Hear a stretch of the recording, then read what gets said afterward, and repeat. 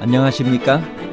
인생의 복잡한 문제들을 말씀으로 단칼에 해결해주는 김종근 목사의 쾌도 남마입니다.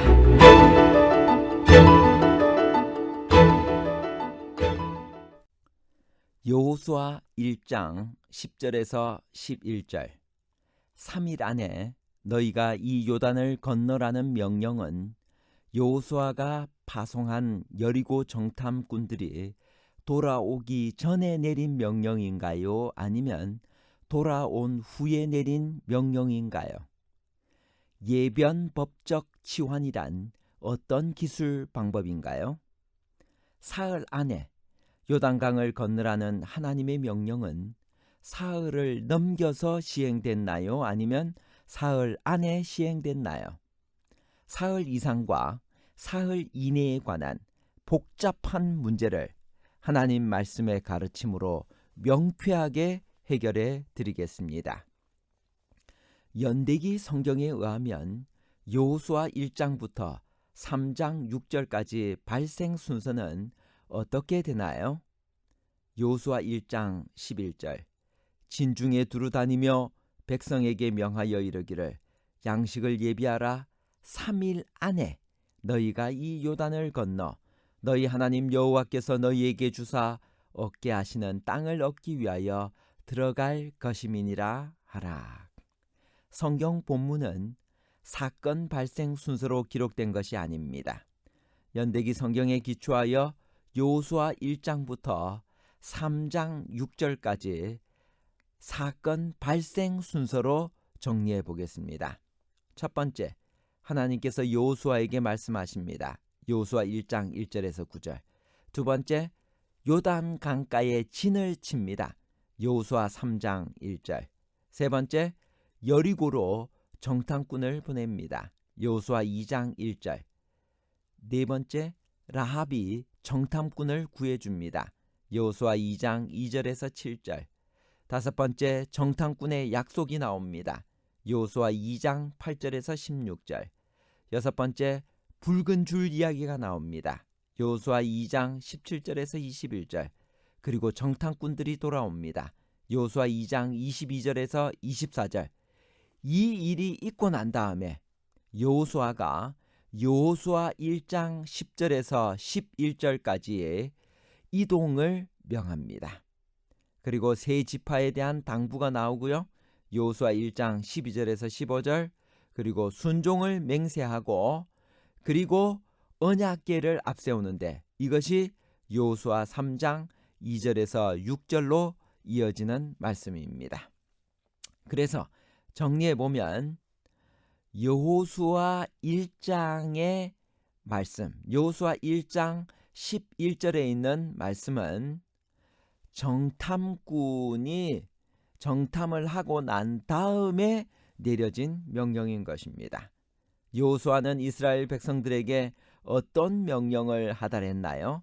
이때는 언제였나요? 여호수아 1장 10절에서 11절에 있는 말씀을 읽겠습니다.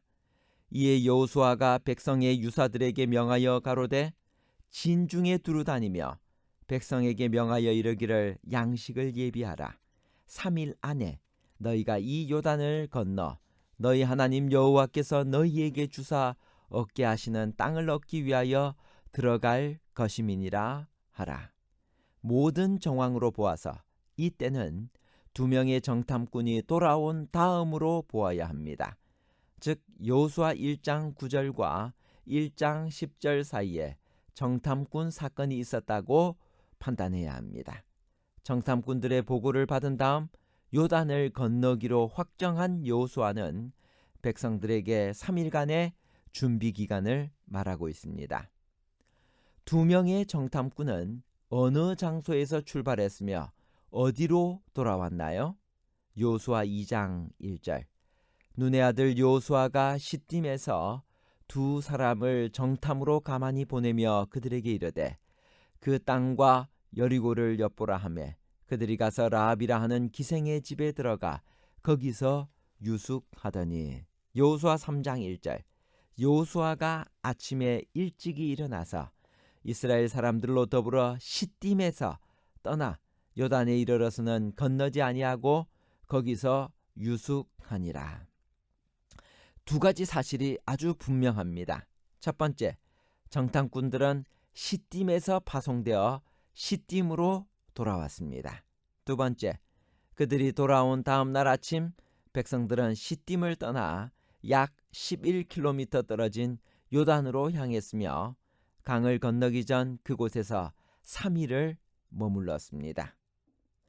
여호수아 1장 10절 11절의 명령은 비록 여기에 기록되었지만 실제로는 정탐꾼들이 돌아온 후까지 공포되지 않았습니다. 그러므로 두 정탐꾼과 관련된 여호수아 2장의 이야기는 여호수아 1장 10절 11절의 명령보다 앞섭니다. 이 같은 예변법적 시점 전환은 성경에 빈번히 나타납니다. 이렇게 하는 이유는 연속성을 유지하기 위해서입니다. 여기서 여호수아의 목적은 그가 하나님께 바로 전해받은 명령과 조화되게 불필요한 지체 없이 명령들을 하달했음을 알리기 위함입니다. 예변법적 치환이란 어떤 기록 방식인가요? 여호수아 1장 10절에서 18절의 사건은 실제로는 2장보다 나중에 있었지만 기록상으로는 앞에 있습니다. 문학적 기법에도 이런 표현 방식이 있습니다. 그것은 먼저 있었던 일과 뒤에 있었던 일의 순서를 바꾸어 기록함으로써 마치 앞으로 있을 일이 이미 성취된 것처럼 먼저 기록하는 예변법적 치환입니다. 그렇게 하는 것은 사건의 진행을 먼저 알려주고 먼저 있었던 일을 나중에 좀 더 자세히 설명하기 위함입니다. 여호수아 1장 9절 10절의 본문도 그런 식으로 기록된 것입니다. 여호수아 4장 19절에 의하면 백성들은 정월 곧 아비벌 10일에 요단을 건넜습니다. 그렇다면 여호수아 1장 10절 11절의 명령은 며칠에 주어졌나요? 여호수아 4장 19절 정월 10일에 백성이 요단에서 올라와서 여리고 동편 지경 길갈에 진침해.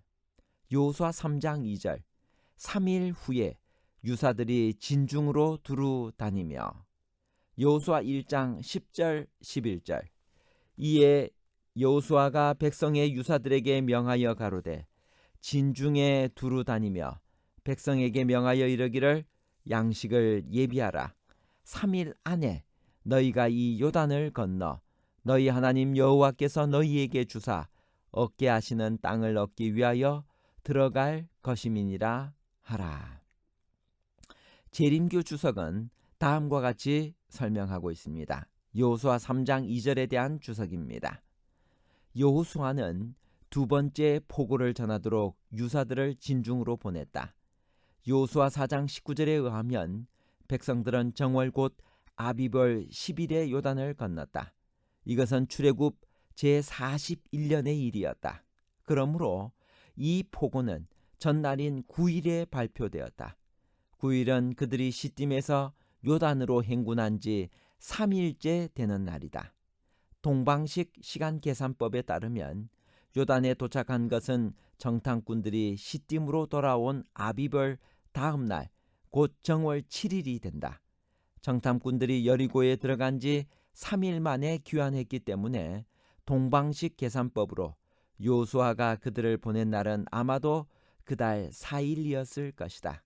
그러나 부조와 선지자 483페이지에 따르면 여호수아 1장 10절 11절의 지시는 아마도 7일 아침 정탐꾼들의 귀환에 맞추어 내려졌다. 따라서 순차적으로 볼 때 여호수아 2장의 두 정탐꾼 기사는 여호수아 1장 10절 11절의 명령보다 앞선다.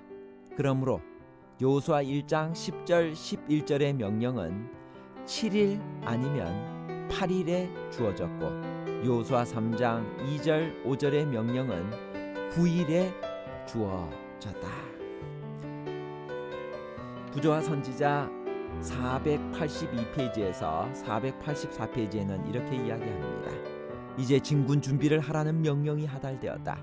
온 백성들은 3일 동안 먹을 양식을 준비하였으며 군사들은 전투 준비를 갖추어야 하였다. 모두 자원하여 그들이 지도자의 계획에 따르고 그들이 믿고 지지함을 다음과 같이 그에게 보증하였다. 당신이 우리에게 명하신 것은 우리가 다 행할 것이요 당신이 우리를 보내시는 곳에는 우리가 가리이다. 우리는 범사의 모세를 청종한 것 같이 당신을 청종하려니와 오직 당신의 하나님 여호와께서 모세와 함께 계시던 것 같이 당신과 함께 계시기를 원하나이다. 결론입니다.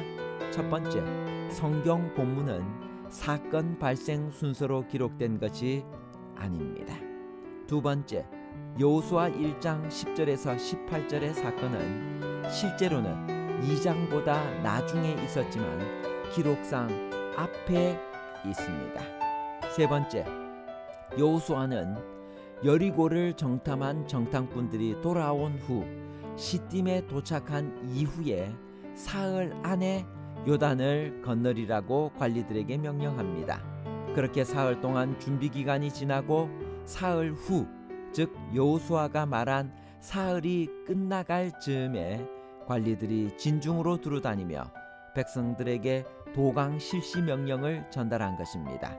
이스라엘은 여호수아가 내린 첫 번째 명령한 바로 사흘 안에 요단을 건넜습니다. 감사합니다.